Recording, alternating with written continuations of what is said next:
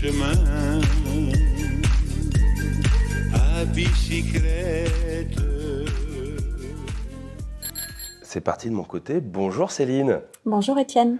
Merci de prendre le temps de parler avec la bicyclette de Feel Object et de Virtuose. Alors on va revenir dans le détail pour comprendre bien de quoi il s'agit, mais allez, en intro, est-ce que tu peux me faire une petite démo sonore, puisque tu as le matos qui est équipé à portée de main, c'est le cas de le dire, puisque Feel Object c'est à portée de main.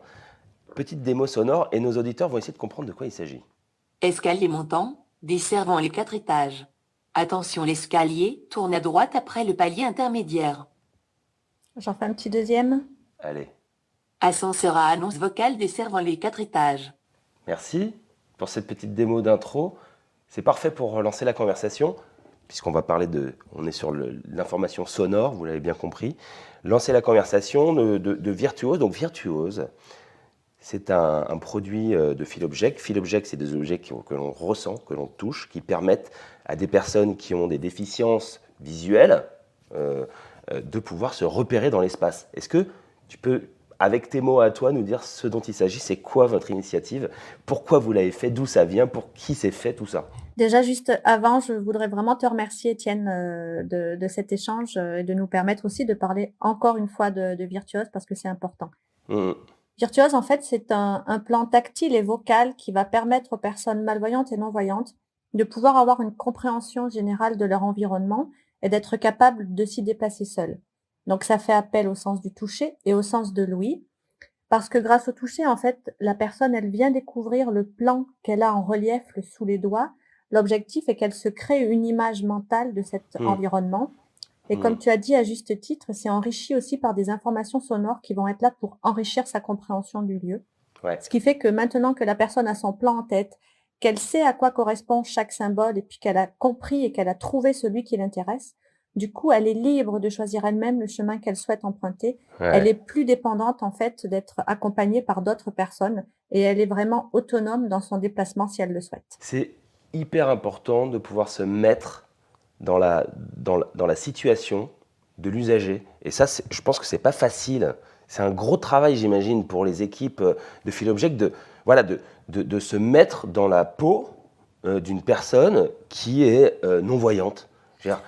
C'est drôle que tu dis ça parce que souvent, en fait, quand on échange avec les personnes malvoyantes et non-voyantes, il y a aucune difficulté. Elles comprennent tout de suite l'apport en fait que Virtuose peut leur donner dans leur quotidien. Ouais. Et les personnes en fait qui sont le plus difficiles à convaincre entre guillemets, ça va être les personnes voyantes. Et donc moi, ce que j'aime bien faire, c'est et en général, c'est comme ça aussi que j'introduis mes pitchs, c'est que je demande aux gens de fermer les yeux, de se lever. Et quel que soit le lieu où on est, en fait, je leur fais faire cet exercice et d'essayer de retourner alors à l'entrée du bâtiment, à l'entrée du site. Et là, en fait, en gardant les yeux fermés, les gens, ça coupe tout de suite et ça met tout de suite en situation. Et là, je continue en disant, ça, c'est le quotidien de 280 millions de personnes dans le monde. C'est de ne pas être capable de se déplacer tout seul dans un environnement qu'ils ne connaissent pas.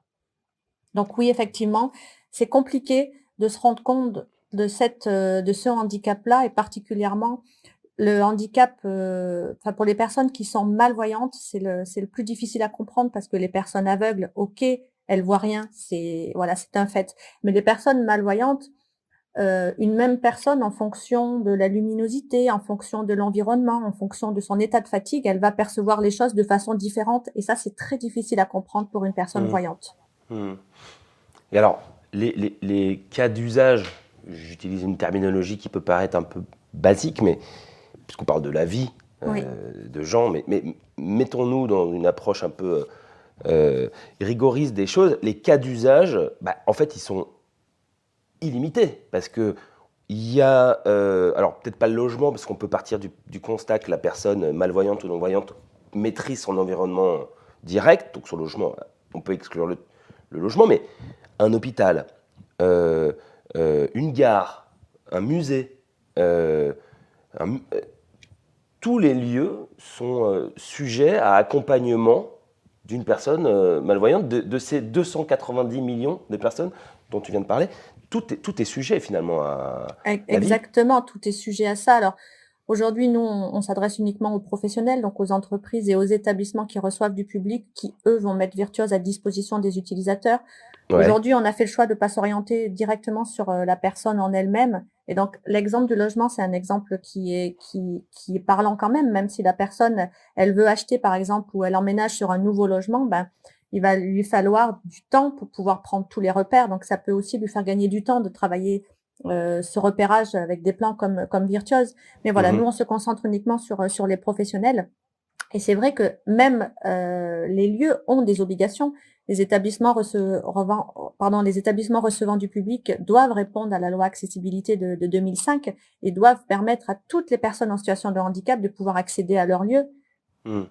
Il y a des manquements, mais c'est voilà, il y a des choses qui commencent à être mises en place.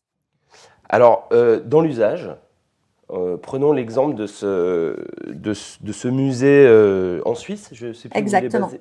Il est à Genève. Il est Voilà, où? le musée d'art et d'histoire de Genève.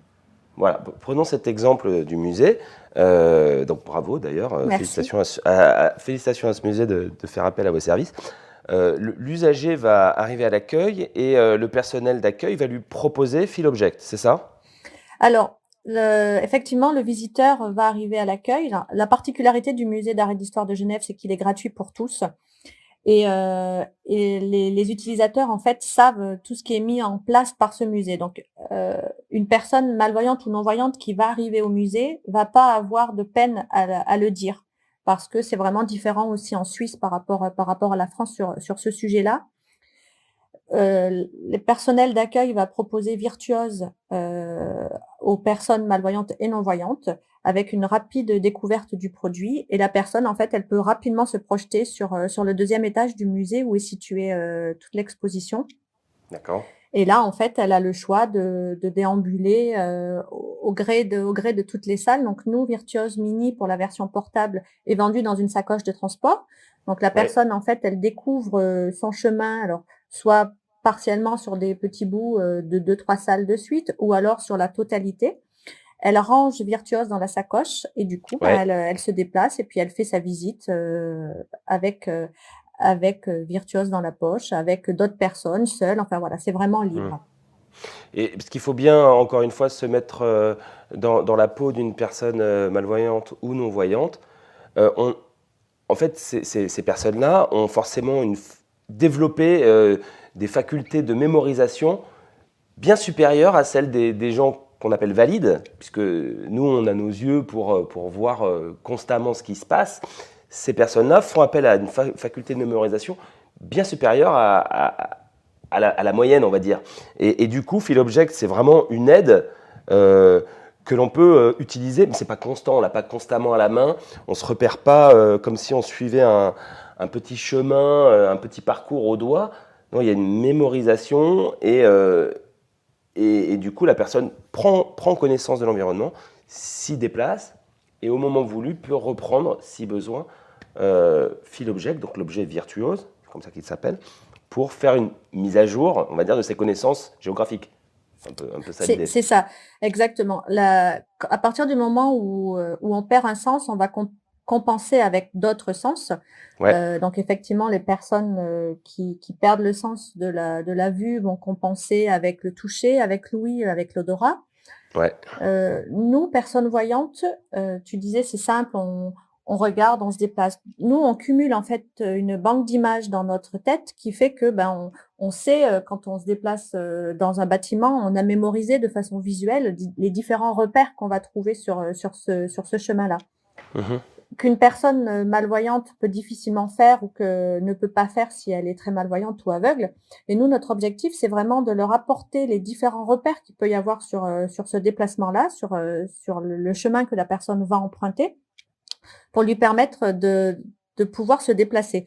Ce qu'il faut savoir, c'est qu'aujourd'hui, une personne malvoyante ou non-voyante, quand elle se déplace seule, c'est qu'elle a appris un chemin par cœur. Donc, elle sait que sur ce chemin, elle passe différents obstacles et ça, c'est quelque chose qu'elle est obligée constamment de mémoriser. Et ce qui est incroyable, c'est que dès que la personne se lève le matin, elle fait déjà appel à sa mémoire pour pouvoir se déplacer chez elle, pour pouvoir aller, je sais pas, jusqu'à l'arrêt de bus, jusqu'au métro. Après, une fois qu'elle arrive sur le lieu de travail, comment elle se déplace sur son lieu, et etc. Et en fait, c'est aussi une charge mentale incroyable que les personnes vont utiliser pour pouvoir se déplacer. Et l'idée de Virtuose, c'est vraiment de leur apporter cette connaissance d'un environnement et de leur permettre, par leur réflexe de déplacement habituel, de pouvoir mémoriser ces différents espaces pour se déplacer. Et alors, il faut imaginer un plan. Tu prenais un exemple tout à l'heure d'un bâtiment qui serait en 2 parties, reliées l'une à l'autre par une passerelle qui ferait 100 mètres de long. Donc, avoir le rapport de cette passerelle par rapport au bâtiment serait disproportionné. C'est-à-dire que le plan, si on doit le reprendre à l'échelle parfaitement, il serait difficile à mettre en place sur une carte, parce qu'il s'agit de cartes 3D, vous l'avez compris. Donc là, typiquement, la passerelle, elle va être raccourcie dans l'espace et en revanche, quand l'utilisateur va appuyer sur le bouton correspondant à la passerelle, l'information sonore lui dira « Cette passerelle fait bien 100 mètres de long, elle est plus courte sur le schéma pour des raisons d'utilisation. » Exactement, pour simplifier la compréhension. Voilà, exactement. Pour simplifier. Et puis pour rendre accessible, parce que sinon le plan serait hyper grand, disproportionné. L'idée, c'est pas forcément de garder l'échelle, comme tu disais, exacte par rapport au lieu. L'idée, c'est de conserver quand même la forme générale de l'environnement pour que cette approche-là soit quand même conforme à la réalité. Mais nous, on va retranscrire pour que les personnes malvoyantes ou non-voyantes, grâce au toucher, elles puissent avoir cette compréhension. Notre objectif, c'est vraiment de travailler sur la mobilité en autonomie de l'utilisateur. C'est pas de faire un plan qui reflète 100% la réalité et qui sera pas compris par la personne. Notre objectif, c'est vraiment l'utilisateur et son déplacement en autonomie. Tu parlais de Virtuose Mini. Il y a une version maxi ? Alors, il y a une version grand format. Donc la version grand format, l'objectif c'est sur un pied, c'est quelque chose qui est fixe. L'objectif c'est qu'on apporte une vision macro d'un environnement assez grand comme une gare, un musée, comme on a fait au musée de Genève. On a 2 approches sur cette partie grand format. Donc aussi bien on va représenter des espaces intérieurs que des espaces extérieurs, comme on a fait à l'hôpital de la Pitié-Salpêtrière, où là on a représenté sur le plan, on a représenté les 33 hectares du site. Donc ça, c'est près de la gare d'Austerlitz à Paris, la Salpêtrière. C'est dans le 13e arrondissement. Dans le 13e arrondissement. Je suis désolée, je connais pas les gares. C'est pas très loin de la gare de Bercy, plutôt. Ok. Non, parce que toi, tu es plutôt toulousaine ou de Clermont Moi, je suis toulousaine, de Clermont, et là, je suis à Rouen. Donc, moi, je suis de partout, sauf d'Île-de-France. Ok. Donc, on revient sur la Salpêtrière et le plan maxi donc là, à l'extérieur. Le grand format de Virtuose, donc qui est en intérieur, mais on représente des plans extérieurs. On est en train de travailler sur une version qui, elle puisse rester en extérieur, qui soit étanche, etc. pour des parcs et jardins, des parcs d'attractions, par exemple. Donc ça, c'est sur la version grand format. Donc avec information sonore également. Exactement la même approche. Et sur Virtuose Mini, en fait, donc Virtuose Mini peut se décomposer. En fait, je peux l'expliquer comme ça. Il y a une partie boîtier électronique que tout le monde a, et après, on vient positionner différents plans en fonction de l'espace. Donc, par exemple, un bâtiment qui a 3 niveaux, un rez-de-chaussée et 2 étages, il y aura minimum 3 plans qui seront proposés si le lieu décide d'avoir la totalité accessible. Un plan du rez-de-chaussée, un plan du premier, un plan du deuxième, et chaque plan est interchangeable sur la partie boîtier électronique. Donc, la personne est au premier, elle veut monter au deuxième, donc elle enlève le plan du premier, elle positionne le plan du deuxième.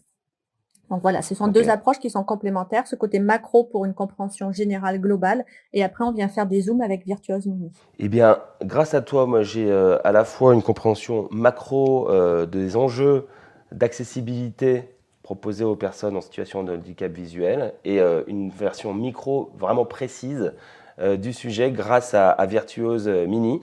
Qu'on peut embarquer, donc vous l'avez compris, dans le cadre des visites, et tout ça s'adressant à un public super large. Tu l'as rappelé, 280 millions de personnes. Je crois que c'est un chiffre à garder en tête parce que ça permet de remettre les choses en perspective.